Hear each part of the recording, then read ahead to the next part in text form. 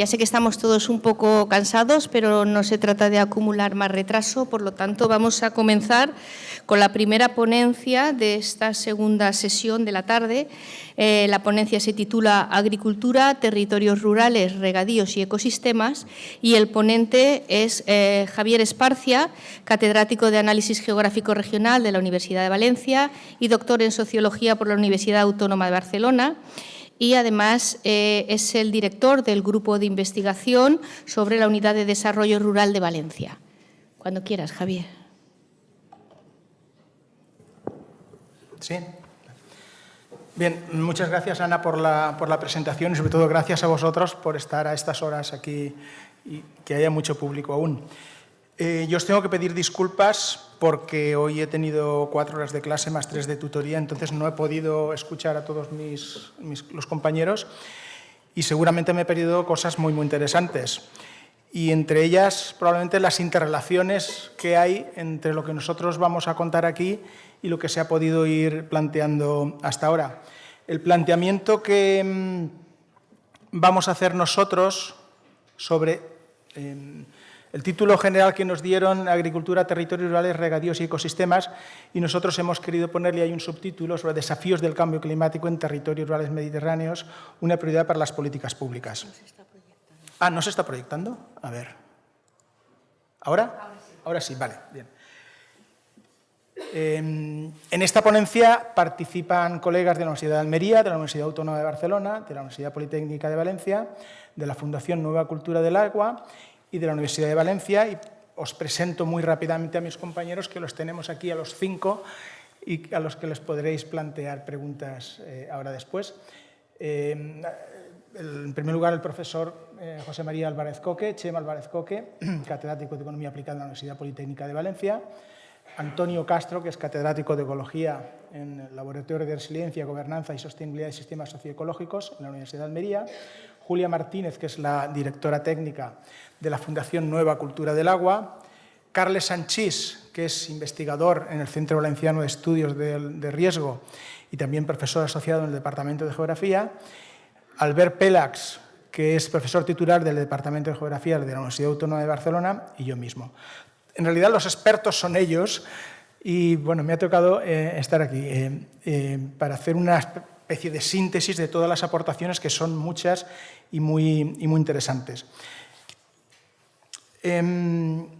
Nosotros hemos trabajado en 5 grandes ejes, o hemos organizado el trabajo en 5 grandes ejes, que son estos que podéis ver aquí, en la gestión de ecosistemas, adaptación de los espacios agrarios al cambio climático y a los eventos extremos, una parte también muy significativa y relevante, los sistemas agroalimentarios sostenibles, que está pasando ahí, la gobernanza, es decir, y desde nuestro punto de vista, la participación comunitaria y el liderazgo de los actores rurales es fundamental en esta gobernanza climática, y por último, pese a la gran heterogeneidad y diversidad que hay en los espacios rurales, le hemos querido prestar una atención especial a los territorios rurales interiores, donde hay dificultades derivadas, obviamente, del impacto climático, pero no solo, y hay cuestiones básicas relacionadas con la calidad de vida y la necesidad de avanzar en la resiliencia de estos territorios rurales.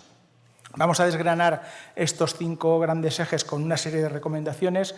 Probablemente nuestras recomendaciones en estos momentos estén a un nivel, no sé si excesivamente genérico, pero es complejo entrar en estos momentos a los detalles, por ejemplo, de normativas y regulaciones que hay sobre algunos de los aspectos que vamos a comentar, pero es algo que obviamente hemos empezado a trabajar ya, pero que no lo acabamos de plantear aquí.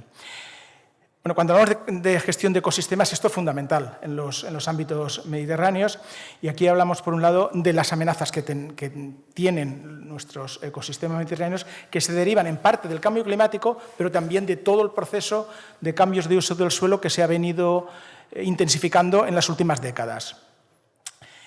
Y en ese contexto, lo que pensamos que es fundamental es priorizar acciones que estén orientadas, por un lado, al mantenimiento de bosques que sean resilientes, atendiendo a las especificidades locales, y eso es un gran reto que tenemos ahí, porque hay mucha heterogeneidad incluso en los ecosistemas mediterráneos, y obviamente reforzar medidas de restauración en ámbitos tan diversos desde los ríos temporales, ramblas, hasta las propias praderas de Posidonia oceánica. Y aquí lo que planteamos es una recomendación básica, que es diseñar o avanzar en planes de gestión adaptativa para esta variedad que tenemos de ecosistemas mediterráneos ante el cambio climático. Dentro también del ámbito de los ecosistemas mediterráneos tenemos los paisajes. La diversidad de paisajes mediterráneos es una de las grandes riquezas que tenemos en el ámbito mediterráneo. Y aquí lo que pensamos que es fundamental es priorizar acciones que estén orientadas a aplicar medidas basadas en la naturaleza y no en otras cuestiones ingenieriles a veces que no se respetan suficientemente el potencial de la naturaleza. Políticas que promuevan actividades económicas que sean sostenibles. Se promueven muchas actividades económicas, pero evidentemente no siempre son sostenibles y eso va en contra, obviamente, de la fortaleza y la resiliencia de estos ecosistemas. Y algo de lo que creo que sí que se ha hablado, porque he llegado hace poco, pero me ha parecido que habéis hablado de esto, la planificación territorial. Es decir, alinear una planificación territorial con estos objetivos climáticos que nos permitan garantizar que estos paisajes sean resilientes y productivos. Y en este contexto, nuestra segunda recomendación es promover de manera decidida paisajes rurales que sean sostenibles, y esto es fundamental, mediante políticas con una visión holística, como habéis comentado antes, integrada de conservación y desarrollo. Sin salir de la importancia que creemos que tiene en la gestión de los ecosistemas, obviamente ya aparece la cuestión del agua, ¿no? El agua como un recurso evidentemente crítico. Aquí creemos que es fundamental estudiar con detenimiento el potencial que tiene la utilización de aguas regeneradas. Aquí tenemos uno de los compañeros es experto en estas cuestiones. Otra cuestión que es polémica, pero que desde la ciencia yo creo que tenemos que plantearla, aunque desde el punto de vista político sea complicada, que es limitar la expansión de los regadíos intensivos. Tenemos que plantear acciones más decididas de recuperación de humedales y acciones de mejora de infiltración en suelos agrícolas. En definitiva, todo esto lo resumimos en lo que sería una recomendación centrada en los planes de adaptación climática que fortalezcan la resiliencia hídrica de estos ecosistemas. Y sin salirnos de la cuestión hídrica, pasamos al segundo eje. Ya no hablamos tanto del agua, sino de la adaptación de los espacios agrarios al cambio climático y a los eventos extremos. Y aquí, obviamente, la cuestión hídrica tiene un papel fundamental, porque desde los sistemas agrarios, desde los espacios agrarios, puede también contribuirse a la disminución de esto, a responder a la disminución de aportes hídricos. Y aquí planteamos avanzar también en la resiliencia hídrica de estos espacios a través, por un lado, de medidas de reducción de demandas de agua. Como hemos dicho, esto es una cuestión polémica, pero hay que abordarla. Obviamente combinando con sistemas de compensación adecuada para minimizar los impactos en las poblaciones río aguas abajo. Y, por otro lado, también algo de lo que se trabaja muy poco, que son medidas de retención natural y espacios de desbordamiento. Esto algo se está trabajando aguas abajo. Aquí tenemos una fotografía, por ejemplo, de Torre Pacheco. Bueno, pues Torre Pacheco está bien y está en la parte inferior, las dos fotografías interiores. Está bien que se trabaje, pero aguas arriba tenemos muchos más problemas y se está haciendo muy poco. El Ministerio también tiene planes en marcha y está haciendo inversiones significativas, pero no se está haciendo aguas arriba y en los espacios rurales más hacia el interior.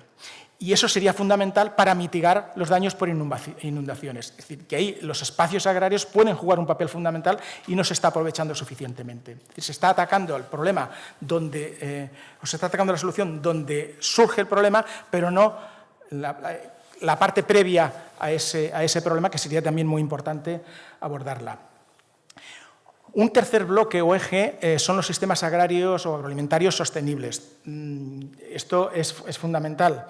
Es cierto, y aquí yo creo que coincidimos todos en que los sistemas agrarios, no tanto como responsables, pero sí generan una buena parte de las emisiones de gases de efecto invernadero, ahí están, y eso hay que abordarlo desde el punto de vista de la acción pública. ¿En qué líneas? Pues yo creo, básicamente, la conclusión a la que hemos llegado nosotros es en dos grandes líneas. Por un lado, trabajar en la modernización de infraestructuras de riego con tecnologías que sean evidentemente eficientes y con energías renovables. Y un aspecto fundamental al que se le presta insuficiente atención, que son las prácticas agroecológicas. Y ahí están cada vez avanzando más también la cuestión de los sistemas agrovoltaicos. Pero las prácticas ecológicas las hemos tenido ahí desde siglos, pues no se le está prestando suficiente atención. Y esto sería fundamental para reducir emisiones, por un lado, pero también para avanzar en la sostenibilidad económica de los propios sistemas agrarios y de los territorios rurales, ¿no? Y ahí planteamos, por lo tanto, como resumen de todo esto, una recomendación centrada en el diseño y reforzamiento, aplicación de planes con carácter integral, obviamente, de mitigación climática, que se adapte a estas particularidades y a estas potencialidades de los sistemas agroalimentarios mediterráneos. Continuamos con los sistemas agroalimentarios porque también es verdad que la transición climática puede tener efectos perversos, especialmente en aquellos agricultores, en los pequeños agricultores, pequeños y medios agricultores. Y esto tiene un coste. Un coste, evidentemente, tiene un coste ambiental, pero tiene también un coste económico. Entonces, aquí creemos que es importante que hay que hacer una adaptación, pero una adaptación que sea socialmente responsable y que sea justa para los agricultores. Y esto implica compensaciones económicas, implica, a su vez, ayudas a estos actores que son fundamentales en programas de capacitación y de apoyo técnico. Y esto es lo que nos puede permitir contribuir desde los sistemas agrarios sostenibles a una mejor y más adecuada transición hacia modelos productivos más sostenibles y también una garantía de equidad y de participación activa de estos actores. En definitiva, todo esto se puede resumir con una recomendación de avanzar en los sistemas, mecanismos que sean justos para compensar y apoyar desde el punto de vista técnico a los actores rurales en esa transición climática que es absolutamente necesaria, pero que tiene estos costes y estos efectos perversos, pero que es necesaria también porque necesitamos de sistemas agroalimentarios que sean sostenibles. Y hablando de la importancia de los sectores rurales, un cuarto eje es la participación comunitaria, el papel de la gobernanza que tienen los actores rurales liderando este tipo de medidas. Se habla mucho de estos actores rurales, pero las políticas demuestran que se confía poco en ellos y, sin embargo, es fundamental. Por lo tanto, lo que nosotros abogamos por una participación más efectiva de estas comunidades rurales, porque son claves para gestionar los recursos de manera sostenible, pero también es un elemento de cohesión social, ¿no? Y ahí tenemos un elemento que es, desde nuestro punto de vista, fundamental, que estos actores rurales y con este liderazgo de los actores locales es la mejor vía para combinar, por un lado, los conocimientos tradicionales, porque los tienen en sus manos, pero también tienen una elevada capacitación y se puede mejorar, de introducir innovaciones técnicas que permitan avanzar de manera más rápida en esa transición. Y aquí tenemos cuestiones tradicionales como la agricultura de secano o la ganadería extensiva o el manejo forestal sostenible que pueden tener un papel fundamental en la adaptación de estos sistemas agrarios a las nuevas condiciones climáticas y a los cambios climáticos. Es decir, en definitiva, reforzar la participación de las comunidades rurales, del liderazgo de los actores rurales a través de sistemas de incentivos económicos y técnicos, y esto es lo que nos va a permitir o debe de permitir diseñar y aplicar estrategias bioculturales, que es lo que necesitamos en estos espacios rurales, y, por supuesto, fomentar la sostenibilidad alimentaria.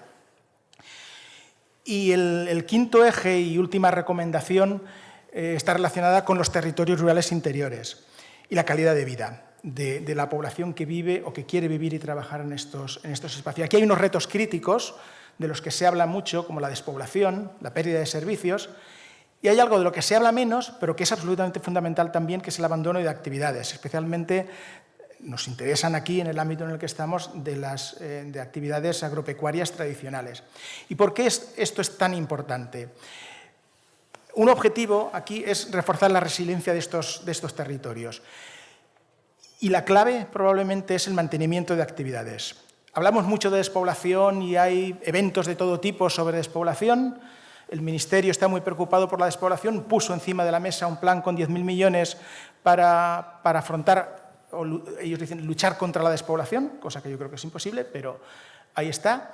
Y, sin embargo, no nos preocupamos tanto del mantenimiento de actividades, que es la clave. Es decir, no importa que, desde mi punto de vista, no importa que se pierda, o no es excesivamente grave que se pierda parte de la población, pero lo que sí que es fundamental en el contexto en el que estamos es que no se pierdan las actividades. Y, por lo tanto, medidas para asegurar el mantenimiento de actividades son fundamentales. Si a partir de ahí conseguimos que se mantenga más población, perfecto, pero son decisiones individuales de cada uno de los individuos o de las familias. Y aquí tenemos acciones que serían importantes como recomendaciones, acciones relacionadas con las infraestructuras que deben de adaptarse cada vez más a estos fenómenos climáticos extremos. Profundizar en programas de restauración, hay algunas cuestiones, pero son insuficientes, claramente. Programas de restauración de tierras abandonadas, teniendo en cuenta la importancia que aquí tienen y el papel central de las prácticas agroecológicas. Cada vez tienen un protagonismo mayor también los sistemas de energía renovable descentralizada, como por ejemplo la agrovoltaica, que en algunos países y en algunos ámbitos en España están considerándose cada vez más. Y obviamente, en definitiva, que lo que necesitamos ahí son políticas integradas que faciliten proyectos de vida y que garanticen los niveles de vida equiparables de esta población, teniendo en cuenta cuestiones de equipamientos, de servicios, de vivienda, que es una de las crisis que tenemos en estos momentos, cuestiones de movilidad. Y solo garantizando todo esto podemos garantizar que se mantienen actividades también. Entonces, en resumen, aquí son 8 recomendaciones básicas, tal vez un poco generalistas. No hemos querido profundizar aún en analizar en cada uno de estos ámbitos cuáles son las medidas concretas, planes que están diseñados pero que están resultando poco eficaces. En algunos casos ni siquiera se han diseñado y obviamente siempre tienen que estar adaptados a la situación y contextos tan diversos que tenemos en el Mediterráneo, en nuestro Mediterráneo ibérico.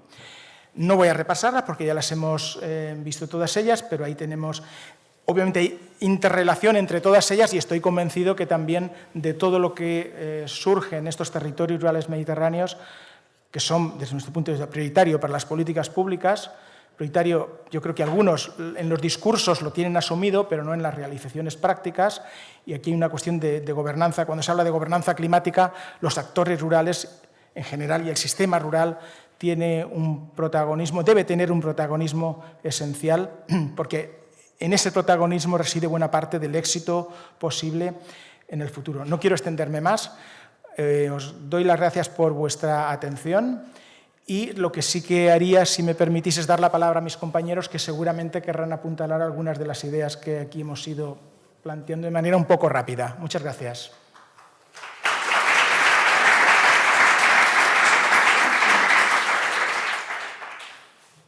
Si queréis... Sí, por supuesto. Chema. Lo difícil es ser breve aquí, pero ha quedado perfectamente explicado. Gracias, Javier, por la paciencia, trabajo de coordinación y esfuerzo de síntesis. Futuro de la agricultura familiar, palabra clave. Hay dos futuros indeseables, pero que 50-50 se pueden combinar en el medio rural, la mitad de las parcelas abandonadas y la otra mitad concentradas con modelos intensivos de producción. Además, con una desigualdad en lo que es la propiedad, en los modelos de gestión. ¿Qué futuro puede ser viable para esa agricultura? Pues hay distintas soluciones compatibles con estas propuestas que se han planteado. Están los sistemas territoriales de patrimonio agrícola con planes de conservación dinámica en amplias zonas del Mediterráneo. Está la economía social, con sistemas colaborativos de gestión de tierras para evitar el riesgo de abandono y poder cultivar en común. Está también la ruralización de las ciudades, lo cual supone también un cambio del modelo alimentario de la cultura con la que nos aproximamos al medio rural. No debería haber una diferenciación radical entre medio rural y urbano en la futura sociedad. Sí, nada más, gracias. Muchas gracias.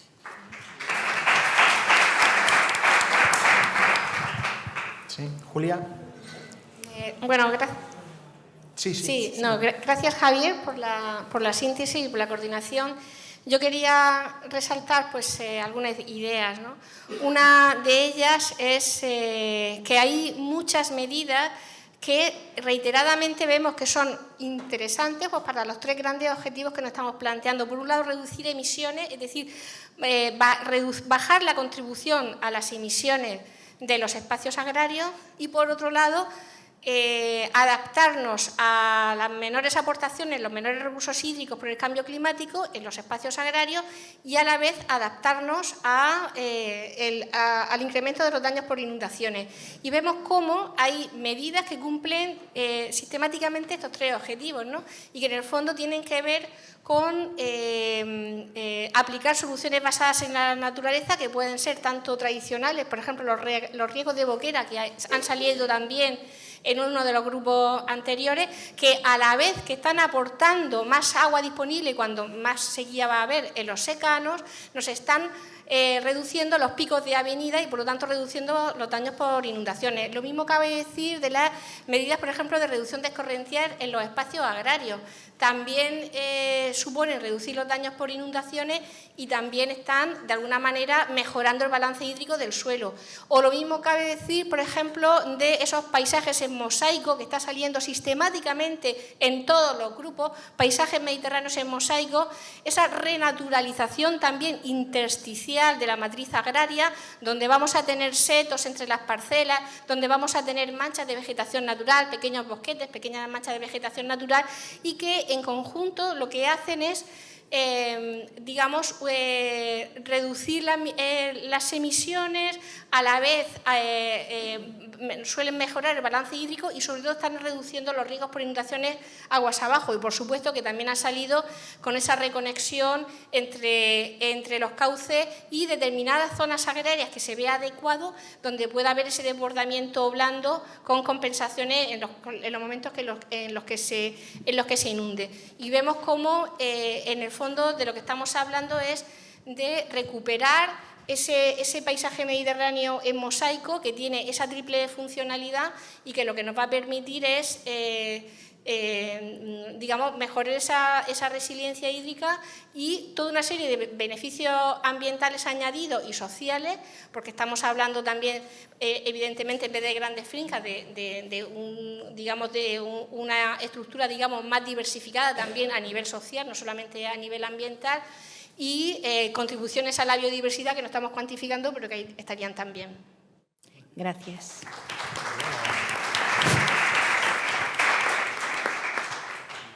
Bueno, yo voy a ser un poco el Grinch de estos planteamientos, y lo que quiero subrayar son algunas de las dificultades que tienen buena parte de las medidas que hemos estado poniendo, y sobre todo las dificultades de implantación. Por ejemplo, hemos hablado de eficiencia y de mejorar la eficiencia y de reducción de la demanda.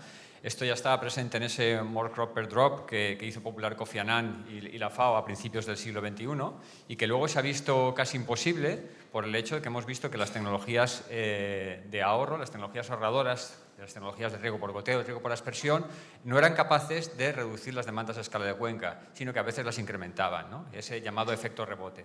Entonces ahí nos encontramos un primer obstáculo que hace que con la tecnología actual sea muy difícil a escala de cuenca reducir las demandas hídricas, por mucho que lo intentemos. De hecho, hay una reciente publicación de hace 2 meses muy interesante de Chris Snyder, que dice, el título es More Food but Less Land and Water for Nature.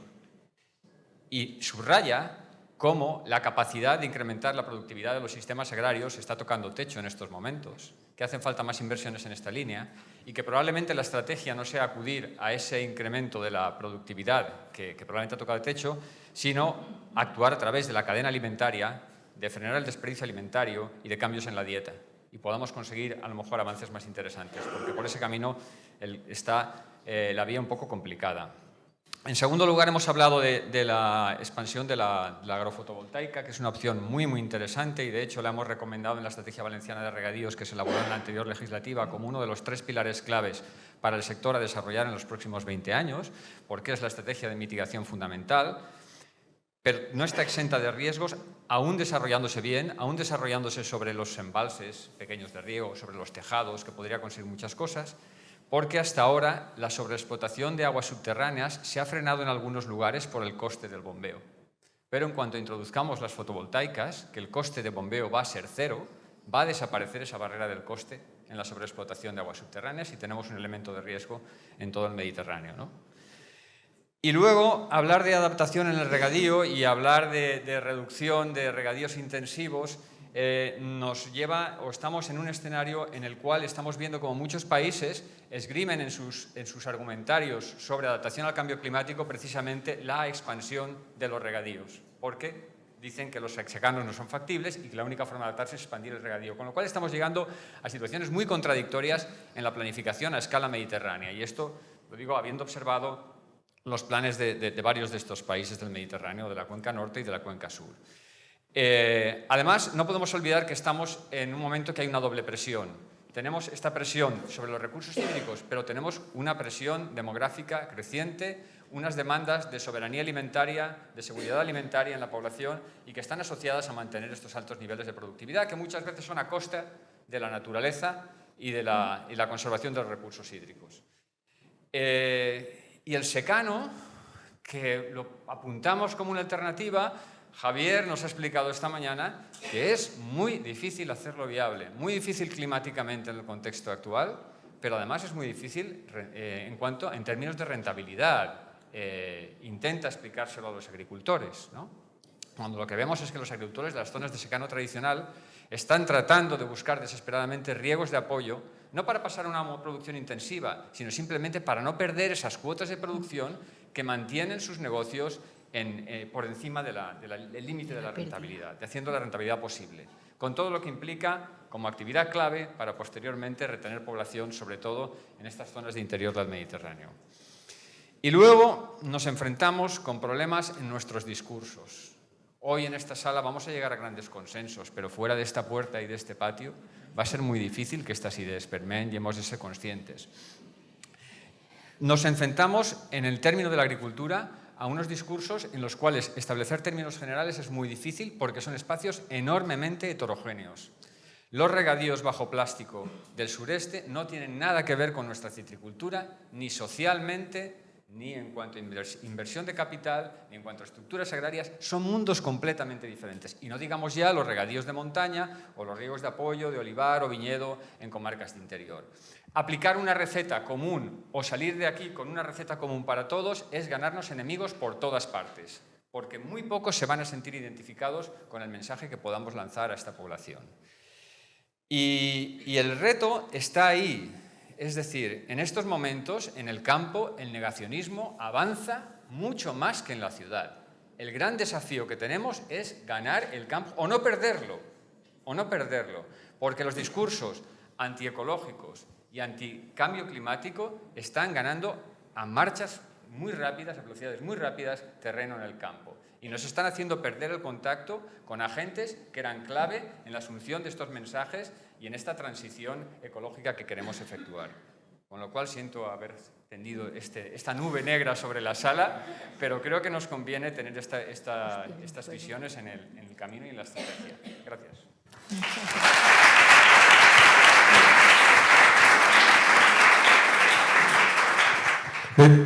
Bien. De hecho, yo no quería hablar, pero ha quedado una nube negra que hay que disipar rápidamente. Tenemos la tranquilidad de saber que el paisaje nunca ha sido igual antes. Y por lo tanto, cuando nos enfrentamos a un reto como este de este grupo, ¿no?, que es el de comparar pues, el extremo sur de la península ibérica con el noreste, ¿no?, a toda esta línea de costa con tantas diferencias, como se explicaba, tanto a nivel de ecosistema como a nivel agrícola, tenemos la certeza de que vamos hacia un futuro que queremos que sea de un determinado modo, y eso lo tenemos claro y yo creo que las recomendaciones así lo manifiestan. La ventaja, y ahí el viento que se lleva a la nube, es que el paisaje que va a venir lo vamos a decidir entre todos. Por eso el papel de las sociedades es tan importante y por eso el papel de incorporar, distintas voces, no solo las de la academia, porque solo juntando voces de distintas escalas podemos vencer esa preponderancia, esas ideas negativas, ¿no? Hay que convencer a los agricultores de que el paisaje que va a venir está por definir y lo vamos a definir juntos y lo vamos a definir bien para que todo el mundo pueda ganarse sus valores, el paisaje también, la naturaleza también, los ecosistemas. Tiene que ser un win-win y de ahí que lo hayamos definido de este modo y las recomendaciones vayan por esta línea. Gracias.